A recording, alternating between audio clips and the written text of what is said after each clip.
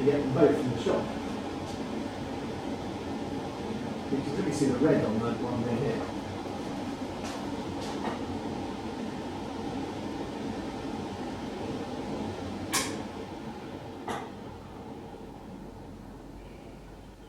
Yeah, England scored a try fairly early in the second half. I didn't see that.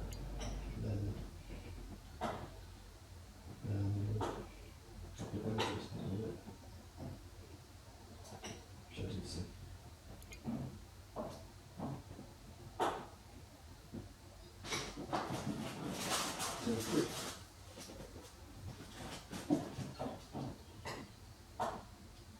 they also hit the, it doesn't happen in rugby very often, but they hit the post.